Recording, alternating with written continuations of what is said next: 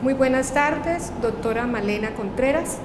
Agradecemos inmensamente el habernos brindado la oportunidad para realizar de manera virtual la asignatura de planeación educativa. Haremos la presentación de este grupo de compañeros, el cual está conformado por Betsy Carrero Sandoval y Jaime Alarcón Fuentes. Y quien le habla, Carolina Prieto Rivera. A continuación presentamos a usted el tema propuesto de planificación de proyectos de innovación. Según los autores, los cuales expondremos, nos basamos en Inés Aguerrondo, la cual señala que la innovación implica una transformación, es decir, una ruptura del equilibrio o armonía en las estructuras dado por el funcionamiento rutinario. Para la autora, la transformación ha de producir transformaciones en diferentes elementos que a su juicio funcionan como organizadores de las estructuras básicas del sistema educativo. La definición, pues para ella juega un papel muy importante en la educación y la escuela en relación con la sociedad, la concepción del conocimiento que se adopte y la concepción de la enseñanza y el aprendizaje que incluye la definición de las características del que aprende. Otro de los autores, los cuales fueron relevantes en ese trabajo de investigación que estamos realizando, es Rodolfo Manuel Vega. En 1994 sostiene y afirma que la innovación no consiste simplemente en modificar algunos aspectos del quehacer cotidiano. Para hablar de innovaciones es preciso que los cambios involucran asuntos de significación educativa, es decir, propuestas transformadoras respecto a la trilogía del proceso de enseñanza-aprendizaje, la concepción del aprendizaje, los conceptos referidos al conocimiento y el saber científico y las características de intervención pedagógica.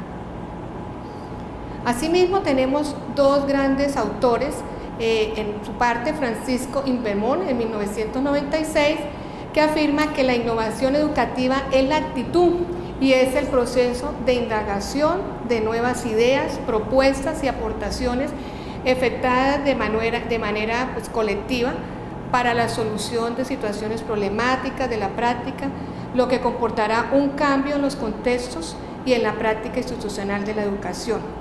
Y por otro lado, tenemos a Juan Escudero en 1998, que señala que la innovación educativa significa una batalla a la realidad tal cual como es, a lo mecánico, rutinario, al usual, a la fuerza de los hechos y al peso de la inercia. Él supone pues una apuesta por colectivamente construido como deseable, por la imaginación creadora y por la transformación sobre lo existente. Bernardo Restrepo en 1994 señala también que la innovación en la educación es provocación de procesos, conductas, objetos que son nuevos porque son cualitativamente diferentes de formas existentes. Han sido propuestos deliberadamente en campos específicos para mejorar la calidad de la educación. Son diferentes de pequeños ajustes acumulativos y llevan un tiempo de aplicación y desarrollo suficiente para medir su eficacia y juzgar sus impactos y consiguiente poder de una supervivencia relativa. Por último, Graciela Messina en 1994 señala que la innovación no es un punto de llegada o estado final, sino que implica estar en un cambio de la innovación como una estrategia de desarrollo permanente. Ella nos afirma que las innovaciones educacionales son antes que nada programas en un continuo movimiento y plantean la sistematización como un camino para la innovación, porque la observación y el establecimiento de relaciones hace posible una ruptura con la cotidianidad y crea condiciones para el cambio. Quisimos destacar con estos autores que estamos presentando lo relevante que es la innovación educativa, cómo debemos nosotros planear esos proyectos, ¿sí? Y partir de esta conceptualización para tener claro lo que debemos conceptualizar sobre lo que es innovación educativa. A continuación vamos a ver la importancia de la planificación de proyectos. ¿Por qué es importante la planificación? Primero, porque unifica criterios y escoge las mejores alternativas. Cuando se planifica salen muchas ideas. Lo que se busca es escoger y sacar la mejor alternativa. Otra importancia es evitar fracasos para conseguir el éxito. Cuando uno planifica, lleva una serie de fases o de etapas que se deben cumplir a cabalidad. Y si usted cumple a cabalidad una etapa, pues se supone que lo que va a resultar es que el producto final va a tener éxito. Permanecer en el mercado. Actualmente nosotros vemos que las empresas están produciendo un producto y ya sale otro nuevo, entonces tenemos que estar en competencia para no salirnos del mercado. Otra es la racionalización de los recursos. Como se escoge una idea solamente, entonces el recurso va enfocado hacia esa idea y entonces hacia ese producto. Otra es reducir al mínimo los riesgos. Para planificar debemos escoger personas capacitadas, que estudien el negocio, que sepan del negocio, que tengan visión, para que sí sepan qué es lo que se va a proyectar. Se aprovecha al máximo las oportunidades. Cuando uno va a planear, debe mirar qué es lo que está en el mercado, qué es lo que está en un auge, para que usted no tenga fracasos. Se debe eliminar la improvisación. Cuando usted está planeando, cada etapa usted debe hacerla bien. Y si usted la elabora bien, pues entonces no está dando campo a que nada se improvise, la incertidumbre de qué va a pasar. No, va seguro de lo que va a hacer. Si usted tiene una buena planeación, se supone que va a haber una buena organización, una dirección y un control de empresa. Entonces va a tener una buena administración de proceso. Enunciaremos el proceso para la aplicación de proyectos innovadores. Según Inés Aguerrondo, formula las siguientes etapas para la implementación de una innovación educativa. Consta de 5 fases o etapas. La primera de ellas es la gestación, la segunda, propuesta innovadora, implementación, evaluación y la evolución progresiva. Describiremos y ampliaremos cada una de esas etapas, qué comprende, qué contiene. En la primera etapa de la gestación hace referencia a una reflexión crítica, colectiva de las necesidades reales y sentidas que se quieran revertir, generando ideas generales. A partir de qué se propone esta gestación, primero que todo hay que reconocer una necesidad, investigar qué tendencias, mejorar esas necesidades, tratar de estar informado, bastante documentado, identificar las cualidades propias y intercambiar a su vez ideas. Dentro de esa etapa también se encuentra una identificación de la necesidad, que esa identificación de la necesidad se van a agrupar en 3 grandes categorías. ¿Sí? La primera son los indicadores. Esos indicadores hacen referencia, tenemos que tener en cuenta los problemas sociales, la utilización de servicios, los recursos y lo importante que es el mercado. Una segunda es las técnicas cuantitativas. En esas técnicas cuantitativas es donde vamos a emplear los cuestionarios o encuestas. Y la tercera son las técnicas cualitativas, que son los informadores claves, lluvia de ideas y la técnica de Delphi. También tenemos en esta primera etapa que hay que tener en cuenta la priorización de un problema. Esa priorización del problema se establece en 4 etapas. La primera de ellas es determinar qué criterios se van a seguir. Tenemos que tener muy en cuenta la importancia del problema, los objetivos que buscamos nosotros alcanzar, las personas que está afectando el problema, el tiempo de persistencia de la necesidad y la eficacia. Una segunda etapa de esta priorización es realizar la presentación del problema. La tercera es el estudio de la clasificación ya de los problemas y cuarto es cuando ya empleamos la delimitación del problema. Pasamos a la segunda etapa, que es la propuesta ya innovadora como tal. ¿Esa qué contiene? El objetivo directo es concebir la idea de un proyecto innovador y poderlo transformar en una propuesta ya de calidad que pueda ser aprobada por las autoridades educativas y los organismos que puedan financiarlas. Por supuesto, el recurso es muy importante. Parte de 2 núcleos centrales. El primero es el diseño. En ese diseño, ¿qué se hace? Se analizan los objetivos, la información asociada a actividades y se analiza la experiencia recogida. Tenemos un segundo núcleo, que es la planificación, donde se analizan los riesgos que pueden surgir. Ya se definen unas actividades o tareas para alcanzar los objetivos determinados, donde se cuenta con los recursos necesarios, se debe contar con ellos, y ya se establece un plan de mejoramiento.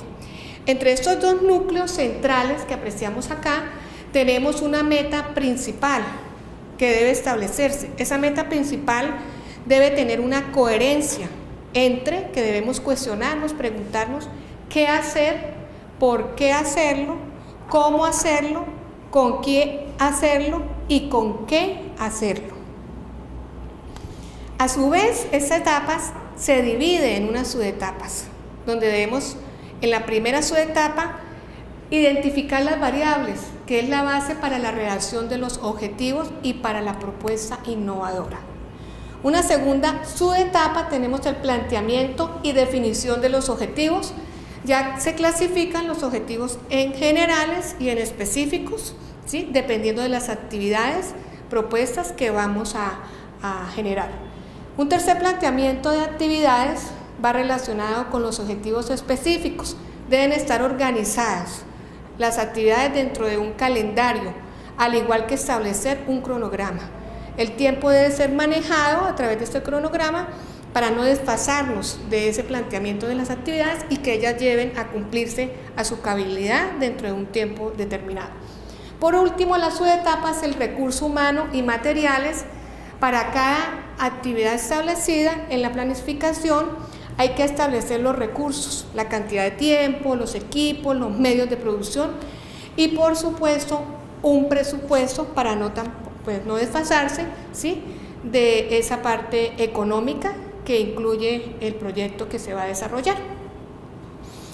En una tercera etapa contamos ya con la implementación. ¿A qué hace referencia esta implementación? Es a una serie de procesos que van encaminados a adaptar y a poner en práctica ya el plan innovador en situaciones ya concretas de la enseñanza. Combina la gestión, el trabajo técnico para alcanzar los objetivos propuestos. Ellos se clasifican en una viabilidad de 3 tipos. La primera es político-cultural, querer hacer. La segunda viabilidad técnica es saber hacer y la tercera viabilidad material es poder hacer. En la cuarta etapa ya encontramos lo que es el plan evaluativo. ¿A qué hace referencia este plan evaluativo? Es un proceso sistemático, intencional y técnicamente de recogida de información, rigurosa, valiosa, válida y fiable, orientada a valorar la calidad y los logros de un programa, como base para la posterior toma de decisiones de mejora tanto del programa como del personal implicado y de modo indirecto del cuerpo social en el que se encuentra inmerso, según esta conceptualización de Pérez Yuste en 1995. Existen dentro de todo este proceso algunas dificultades al diseñar un programa de evaluación. La primera dificultad puede ser un sistema amplio y puede complicarse.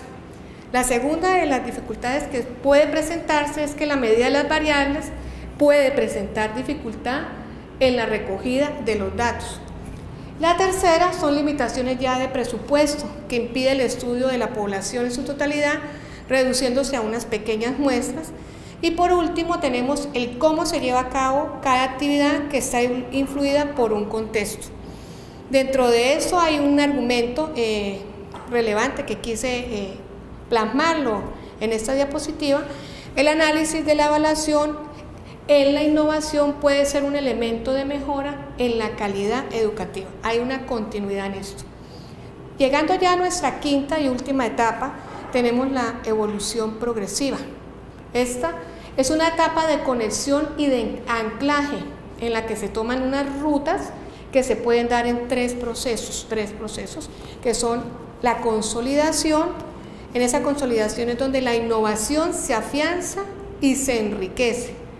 La segunda es la burocratización, que es donde la innovación mantiene la forma, pero no su contenido innovador. La innovación debe verse como una espiral en el cual se produce una mejora continua. Y por último tenemos la interrupción, que es cuando por medio ya de una disposición oficial se da por concluida esa innovación. Continuamos con las características de la planificación. Una característica es un proceso permanente y continuo. ¿Por qué permanente y continuo? Porque debemos estar innovando para permanecer en el mercado. Otra es estar siempre orientada hacia el futuro. Cuando uno planifica, siempre está pensando en qué necesidades tiene la sociedad para poderlas satisfacer. Busca la racionalidad en la toma de decisiones. Como hay tantas ideas, tantas alternativas, debemos escoger una sola, que es la que debemos enfocar para que salga bien el producto. Busca seleccionar el curso de acción entre varias alternativas. Es sistemática. ¿Por qué? Porque sigue una serie de fases. Ella debe cumplir unas etapas para que todo salga bien y al final tengamos un buen producto. Es cíclica. Ella cumple un proceso y se debe volver a repetir para que no se quede estancada. Es una técnica de asignación de recursos. Una vez ya sabiendo qué es lo que hay que hacer del proyecto, entonces es más fácil escoger qué es lo que se va a gastar en ese proyecto y no se malgasta recursos. Es una función administrativa que interactúa con los demás. Ella no funciona sola. Ella va relacionada con la dirección, con la organización y con el control. Entonces, por eso tiene que interactuar con esas otras. Es una técnica de coordinación e integración. Obligatoriamente ella tiene que estar integrada porque una depende unas de otras. Entonces, debe estar integrada y coordinada. Y es una técnica de cambio e innovación. Siempre debe estar innovando. ¿Por qué? Porque la competencia nos lo exige. Continuando con la exposición, nos permitimos ahora ver las funciones de la planificación. La planificación tiene muchas funciones, entre las cuales podemos destacar que sirve para fomentar la participación de todo el equipo humano en el proceso de innovación, dado que son muchas las personas que entran a actuar cuando se va a tomar las grandes decisiones. No solamente para mejorar un producto, sino para imponerlo en el mercado, para cambiarlo y para impulsarlo. También otra de las funciones que podemos decir es que asegura que se realicen las actividades de vigilancia y prevención. ¿Qué es esto? No solamente es generar un producto, sino llevarle como una especie de seguimiento para ver cuál es su comportamiento dentro del mercado, dentro del comercio, dentro de qué es lo que queremos, hacia dónde lo queremos llevar. Siguiendo es a evaluar y contestar periódicamente las ideas de innovación que surgen en la organización. Inicialmente se tiene planeado un producto determinado, pero hay que irlo enriqueciendo a medida que pasa el tiempo. Se pueden enriquecer con ideas que surjan del equipo interdisciplinario que se va a nombrar. Otro criterio que es analizar, seleccionar y priorizar las propuestas de proyectos de innovación sobre la base de criterios objetivos. Eso es muy importante, dado que nuestra compañera lo explicaba anteriormente, siempre debemos priorizar, debemos darle su debida importancia a aquellas buenas ideas que se están imponiendo en el mercado, ya sea por auge, porque están vendiéndose muy bien o por cualquier otra situación la cual represente para nuestra empresa un aumento en el capital y en la demanda del producto. También se hace necesario que asignemos los recursos, porque sin recursos no hacemos absolutamente nada. Un buen producto se hace con bastantes recursos y sobre todo muy bien delegados. Siempre es necesario entre cualquier organización asignar un responsable y un equipo, el cual es el que va a hacer el seguimiento, él va a hacer la planificación de ese producto. También se definen, se evalúan una serie de indicadores para medir los resultados continuos de la innovación. Eso es importante porque en la medida de que ocupemos el mercado o que se haga más satisfactorio para nuestros clientes los productos que hemos introducido en él, van a mejorar, vamos a tratar de mejorarlos siempre para seguir posicionándonos de la mejor manera. Y por último, sin olvidar esto que estamos haciendo, las TIC son importantes y hay que apropiarnos del conocimiento tecnológico. Siguiendo eso, ¿cuáles vamos específicamente sobre qué parámetros es que funciona la función de planificación de proyectos? Primero, en la planeación, que significa el qué hacer, la organización, que es el cómo hacer, la dirección, que es el hacer en sí, y por último, el control, en la cual se hace la verificación de la situación. Vamos a explicar cada una de las siguientes de las funciones que como tal. Primero, la planeación nos conduce a trabajar de una forma eficiente y eficaz. Sin ello no podemos hacer nada. ¿Qué se hace en la planeación? Se establecen metas, por supuesto. Desarrollar planes para alcanzar las metas, identificar apoyos y obstáculos. Siempre vamos a tener algo que va a ir en contra de nuestro producto. Eso es lo normal, dado que la competencia es grande y nos puede colocar un obstáculo el cual debemos superar. La organización como tal nos conduce a alcanzar los objetivos. ¿Qué podemos hacer? Es donde se fijan o coordinan los recursos para alcanzar las metas. Ya después de que se ha planeado y se ha estipulado y priorizado el producto que se va a realizar, debemos destinar los recursos suficientes para que ese producto se imponga en el mercado. Distribuir puestos y asignar funciones. No todos servimos para todo. Cada cual se defiende en lo suyo de muy buena manera. Eso es lo importante, de que cada quien realice su labor en una forma idónea. La tercera, dirección. Nos conduce a trabajar en conjunto para lograr los objetivos. Establece autonomía a los líderes para cada acción a realizar dentro del planeado. Dentro del equipo interdisciplinario ya se asignaron funciones y cada uno de ellos debe cumplir a cabalidad lo que se tiene destinado para lograr el objetivo que se desea. Y por último, la etapa de control, que nos conduce a medir y corregir los desempeños establecidos. ¿Qué es lo que se hace ahí? Y algo muy importante dentro de cualquier organización, que es la evaluación y comparación del rendimiento obtenido con el rendimiento planeado. Con base en ello, se miran cuáles fueron los obstáculos, cuáles fueron las desviaciones planeadas y sobre todo, qué medidas correctivas son las que se piensan realizar para mejorar el producto. Seguidamente, nos vamos a ver unos ejemplos a nivel mundial de innovaciones. Yo en este caso voy a hacerlo sobre las innovaciones educativas y el desarrollo de las TICs. Hay una ciudad en el norte de Finlandia que se llama Ritaharju School, en la cual se ha promovido una educación en la cual los muchachos vayan en una manera abierta, tranquila, relajadas, en el cual inclusive hay juegos de billar, de ping-pong, y a su mismo tiempo ellos están aprendiendo. ¿Por qué? Porque en una forma colaborativa, en las aulas de clases se llaman espacios de aprendizaje abierto. No es nada parecido a lo que tenemos aquí en Colombia, pero Finlandia, recordemos que es uno de los países que más adelantado está a nivel mundial en la educación. Se busca también que los muchachos interactúen en el manejo de las TICs, en la multimedia, los videojuegos, y se diviertan, que alternen las dos situaciones, juegos y educación. Seguidamente, miremos un ejemplo del Future Tech. Eso es en Egipto, en el cual se hace hincapié en la formación en ecología, vivir dentro de una comunidad en armonía con nuestro entorno y la oportunidad de tener prácticas en ámbitos laborales reales y no en supuestos. Siempre los muchachos se desplazan después de que a realizar su labor productiva en una empresa. Ellos le da eso. ¿Qué es lo que se gana con esto?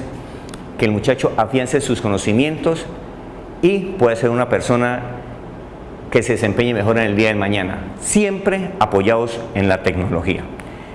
Otro ejemplo que podemos ver es el All School. Eso está en Estados Unidos en tres ciudades que son Nueva York, San Francisco y próximamente va a estar en Chicago. ¿Qué dice el All School? Dice que se basa en un plan de aprendizaje personalizado, en el cual cada niño tiene un máximo de 8 alumnos. Recibe un tratamiento especializado dirigido a reconocer e impulsar sus habilidades y talentos. El currículo académico, a diferencia de lo que sucede aquí en Colombia, en el cual el Estado lo impone, allá se hace colaborativo, es diseñado por los padres, los maestros y los alumnos.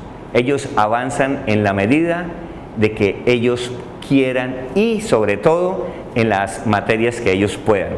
Se le hace un énfasis especial en el uso de las herramientas digitales, en el cual puede participar en foros, en chats, en blogs y en todo aquello que lo enriquezca en una forma personal. Y por último, tenemos un colegio en Bogotá que se llama el Colegio Fontán. ¿Cuál es la innovación que hay allá? Dice que los currículos se ajustan a las necesidades del estudiante y son ellos los que determinan en cuánto tiempo cumplen con el plan académico de grado. Puede ser en 9 meses, en 1 año o en 3 semestres. No existen profesores como tal, se denomina tutores y ellos les ayudan a cumplir paso a paso las lecciones de cada materia para avanzar con el currículo académico.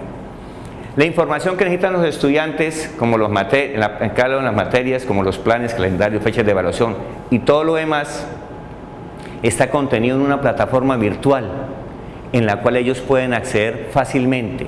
Esto quiere decir que deben tener un acceso a la tecnología bastante amplia para que con ello puedan avanzar en el ritmo y en el tiempo que se quiera. Dista mucho de la escuela tradicional que todavía se impone en nuestro país. Agradeciendo la atención prestada, ya con esto cerramos el ciclo de las diapositivas y de la presentación. Muy amables.